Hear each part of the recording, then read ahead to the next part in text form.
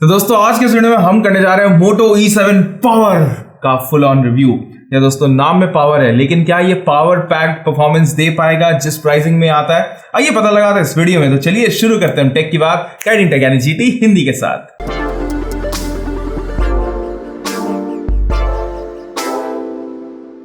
तो यहाँ पे दोस्तों मोटो E7 पावर जब आप उसको बॉक्स से निकालते हैं, when you start using it, आपको डायरेक्टली समझ में आ जाएगा कि भाई ये मोटोरोला का फोन है। बिकॉज सबसे पहले तो वहां पे आपको जो फिंगरप्रिंट में मोटोरोला की ब्रांडिंग दिखती है एंड वो आपको बहुत सालों से आ रही है। अब देखो खराब बात नहीं है, मुझे एक्चुअली अच्छा लगा कि वो जो फिंगरप्रिंट सेंसर है वहीं पे उन्होंने एक सटल सी ब्रांडिंग दे दी है, ना कि एकदम बड़े बड़े अक्षरों में मोटोरोला लिख के रखा है या हेलो मोटो, नहीं है। वेरी सटल ब्रांडिंग है यहाँ पे। एंड उसी के साथ साथ देखो अब 200 ग्राम के आसपास आपको इस फोन का जो वेट है वो मिल जाएगा। अब इस पर्टिकुलर प्राइस में दोस्तों यहाँ पे आपको USB Type-C का पोर्ट मिलता है। एंड अब अगर देखा जाए तो ये आम बात है, यहाँ पे अगर माइक्रो USB पोर्ट होता तब ये खराब बात होती, लेकिन Type-C होना is a very good thing. Now not a big thing but a good thing.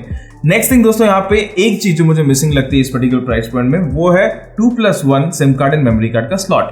अब यहाँ पे आपको हाइब्रिड सिम कार्ड का स्लॉट मिल जाता है, तो अगर मेरे जैसा लाइफस्टाइल है कि भाई एक सिम से अगर आपकी लाइफ बर्बाद हो रखी है, बहुत सारा फोन आ रहे हैं, तो कोई दिक्कत नहीं है। लेकिन अगर आप 2 सिम कार्ड यूज करते हो और उसमें अगर आपको एक मेमोरी कार्ड भी यूज करना है, तो ऐसे में यहाँ पे आपको दिक्कत आएगी। बिकॉज भाई अब अगर आप बेस वेरिएंट के साथ जा रहे हो तो फिर आपको जो एक्सपैंडेबल मेमोरी है उसमें आपको एक सिम कार्ड को शहीद करना पड़ेगा।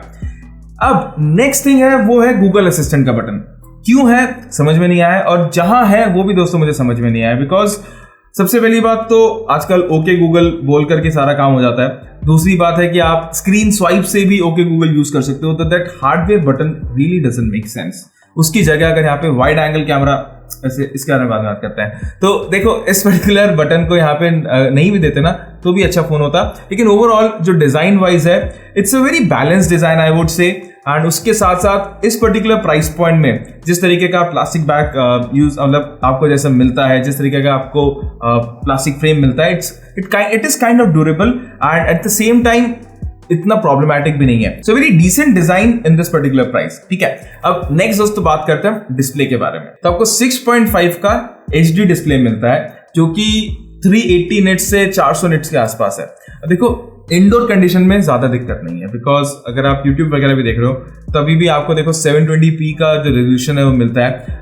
हाँ कहीं ना कहीं आपको ऐसा लगेगा कि यार अगर फुल HD होता इस पर्टिकुलर स्क्रीन के फॉर्म फैक्टर में तो अच्छी बात होती, लेकिन इस प्राइस पॉइंट में या तो आपको एक छोटा डिस्प्ले मिलता अगर आपको उतनी क्लैरिटी चाहिए 720p में, बिकॉज 6.5 इंचेस में it is not one of the best looking मतलब विजिबली फोन्स। बट या अगर आप इसमें वीडियोस वगैरह देख रहे हो तो एक जो एवरेज परफॉर्मेंस अगर आप बोलो तो वो आपको यहाँ पे मिल जाएगी।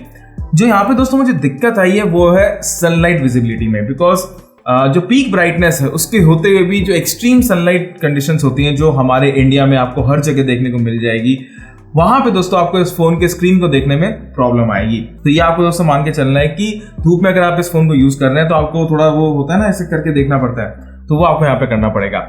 नेक्स्ट थिंग इज आप YouTube वीडियोस अगर देख रहे हो तो वहां पे आपको अच्छा परफॉर्मेंस मिल जाता है for the screen and colours भी ठीक है। तो ओवरऑल दोस्तों यहाँ पे HD स्क्रीन के होते हुए भी आपको डिसेंट परफॉर्मेंस मिलती है। सो ये it's not one of the best, and अगर आप 1 या 1,500 रुपए ज्यादा डालते हैं तो आपको इससे और बेटर डिस्प्ले मिल सकते हैं। लेकिन फिर वहां पे आपको जो एंड्रॉइड वर्जन है और जो एंड्रॉइड यहाँ पे आपको स्टॉक एंड्रॉइड मिलता है उससे हाथ धोना पड़ेगा। जी हाँ, उसके बारे में आपको कंक्लूजन में बताऊंगा। वैसे अगर मैं एंड्रॉइड की बात कर ही रहा हूं तो वो दोस्तों एक बहुत ही बड़ा फैक्टर है इस पर्टिकुलर फोन को लेने का। तो होता क्या है ना कि इस पर्टिकुलर प्राइस पॉइंट में अगर आप स्टॉक एंड्रॉइड पे जाते हो तो आपको माइक्रोमैक्स का फोन मिलता है। तो माइक्रोमैक्स के जो R&Ds है, जो अभी उसकी ड्यूरेबिलिटी है, उसके बारे में ज्यादा कुछ बोल नहीं सकता। लेकिन अब अगर आपको स्टॉक एंड्रॉइड लेना है तो Motorola is the next best. Actually it is one of the best options जो आपको ऑफलाइन एंड ऑनलाइन दोनों मिलता है। और यहाँ पे दोस्तों मैं स्टॉक एंड्रॉइड पे इसलिए इतना एम्फसाइज कर रहा हूँ बिकॉज अगर मैं अपने नेफ्यू या नीस को अगर उसका कोई फर्स्ट स्मार्टफोन दूं, या तो वो iOS होता है या फिर दोस्तों सैमसंग का होगा या फिर वो मोटोरोला का।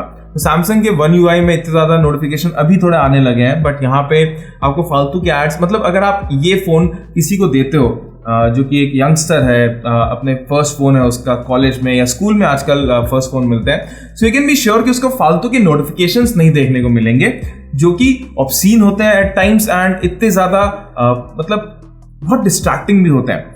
नेक्स्ट थिंग है दोस्तों, यहाँ पे एंड्रॉइड अपडेट्स आपको टाइम पे मिलते हैं एंड उसी के साथ साथ the OS is very clean, ठीक है। तो आपको जो ऐप चाहिए आपको वही डालना है, उसके अलावा आपको फालतू के ऐप्स एंड जो ब्लोटवेयर है वो नहीं मिलेंगे।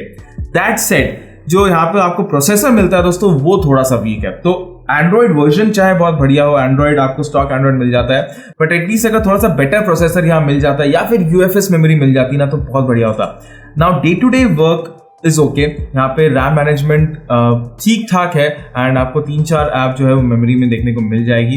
लेकिन उसके अलावा जैसे जो हेवी इंटेंसिव टास्क होते हैं या फिर अगर आप यहाँ पे सोचो कि भाई थोड़ा सा सीपीयू हैवी टास्क करूँ तो वहाँ पे आपको लैग्स वगैरह देखने को मिल सकते हैं। ऐप लॉन्च स्पीड में भी कभी कभी डिले आता है, मल्टीटास्किंग में, ऐप स्विचिंग में कभी कभी डिले आता है because of not that good processor and not that good memory. तो यूएफएस मेमोरी या फिर eMMC इज मतलब यूएफएस मेमोरी अगर होता तो थोड़ा सा बेटर होता, बट ये जो दोनों प्रोसेसर और आपका जो स्टोरेज है थोड़ा सा बॉटलनेक है इस पर्टिकुलर फोन के लिए। अब नेक्स्ट दोस्तों बात कर देते हैं हम ऑडियो के बारे में एंड बेसिकली यहाँ पे क्या है कि ऑडियो से रिलेटेड एक्चुअली डिजाइन पार्ट में भी मेरे को बोलना चाहिए था, बिकॉज यहाँ पे आपको बैक फायरिंग स्पीकर मिलते हैं। तो अगर आप फोन को उल्टा देख करके गाने वाने सुन रहे हो, फोन को उल्टा रख करके, तब आपको डिसेंट आउटपुट मिल जाता है। लेकिन अगर आप गेम्स वगैरह खेल रहे हो and if you cover the speaker या फिर अगर वो बेड पे पड़ा है गाना चल रहा है तो वहाँ पे ऑडियो मफलिंग की ऑप्शन मतलब प्रॉब्लम यहाँ पे आ सकती है। 3.5 mm का आपको ऑडियो पोर्ट मिल जाता है जिससे आप यहाँ पे हेडफोन्स वगैरह में गाने वगैरह सुन सकते हो, तो उसमें दिक्कत नहीं है। बट हाँ, ऑडियो डिपार्टमेंट में ये देखना पड़ेगा कि आप बैक फायरिंग स्पीकर से कंफर्टेबल हो या नहीं। नेक्स्ट एक और दोस्तों यहाँ पे मुझे लगा कि सिर्फ 2.4 गीगाहर्ट्ज का जो वाईफाई नेटवर्क है वो दिया है, 5 गीगाहर्ट्ज का यहाँ पे ऑप्शन नहीं है। तो वहाँ पे भी जैसे जो नेटवर्क कनेक्टिविटी जो वाईफाई स्पीड्स आते हैं वो इतने बढ़िया तरीके से नहीं आते। जैसे कि अगर मैं 200 Mbps का अगर घर में स्पीड है तो वो अगर मैं 5 गीगाहर्ट्ज नेटवर्क से करूँ तो शायद 120 या 150 Mbps तक आ जाए। बट उसके अलावा यहाँ पे अगर मैं 2.4 गीगाहर्ट्ज में, तो इंटरफेरेंस के कारण दोस्तों सिर्फ 30 Mbps 50 Mbps आती है, वहाँ पे भी इंटरफेरेंस आ जाता है। तो वाईफाई अगर 5 गीगाहर्ट्ज नहीं है तो वो थोड़ा सा मिसिंग है। एंड उसके अलावा कॉल क्वालिटी वगैरह में नेटवर्क रिसेप्शन में कोई दिक्कत नहीं आई थी, कॉल क्वालिटी सही थी एंड उसके अलावा नेटवर्क वगैरह भी यहाँ पे ऑन पॉइंट था। अब नेक्स्ट दोस्तों बात करते हैं कैमरा के बारे में। तो यहाँ पे आपको एक प्राइमरी कैमरा मिलता है और एक macro camera. And macro camera क्यों मिलता है मुझे नहीं पता। यहाँ पे अगर अल्ट्रा वाइड कैमरा होता तो बहुत ही ज्यादा बढ़िया बात होती, मतलब एक प्राइमरी कैमरा और एक ultra wide camera, because 2 megapixel के मैक्रो कैमरे से पता नहीं आप क्या खींच लोगे एंड आप जो भी फोटो ले लो वो इतनी बढ़िया नहीं आएगी कि आप उसको कहीं शो ऑफ कर पाओ।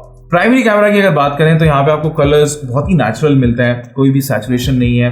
हाँ ऑफ कोर्स HDRs में दोस्तों बहुत स्ट्रगल करता है या HDRs और बेटर हो सकते थे। सो टू बी फ्रैंक अगर मैं इस कैमरे को दूं तो it's a very average camera and वहाँ पे अगर आप एक अच्छी लाइटिंग कंडीशंस में अगर आप फोटो लेते हैं तो आपको बहुत बढ़िया फोटोज आएंगी। बट अगर आप हार्श सनलाइट में या फिर लो लाइट में है देन ये जो कैमरा है थोड़ा बहुत स्ट्रगल करता है वो क्लैरिटी लाने में एंड वो आपको जैसे डायनेमिक रेंज प्रोवाइड करने में। तो कहीं डार्क एरियाज हो जाते हैं, कहीं बहुत ही ज्यादा लाइट हो जाते हैं।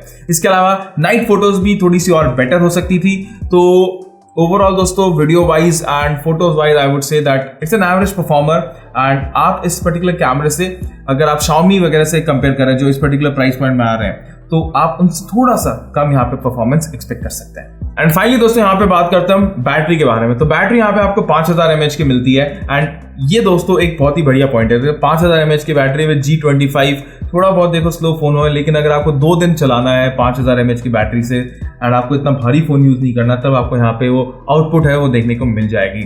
नेक्स्ट दोस्तों एक चीज यहाँ पे है कि एटलीस्ट 15 वाट का अगर चार्जर दे देते तो बढ़िया होता है। आपको अभी भी यहाँ पे 10 वाट का चार्जर मिलता है जो कि फोन को चार्ज करने में लगभग 2.5 घंटा लगा देता है एंड ऐसे में अगर 15 वाट का चार्जर होता तो वो कम से कम दोस्तों 1.5 से 2 घंटे में हो जाता। तो ये भी एक दोस्तों यहाँ पे थोड़ा सा डिसएडवांटेज है। तो अगर आप अपने फोन को रात भर चार्ज करते हैं फिर उसको 1.5-2 दिन यूज करते हैं देन इट्स फाइन। बट अगर आपको ऐसा है कि भाई 50-60% में मुझे क्विकली चार्ज करना है तो वो आपको क्विक चार्ज का फीचर यहाँ पे नहीं मिलेगा।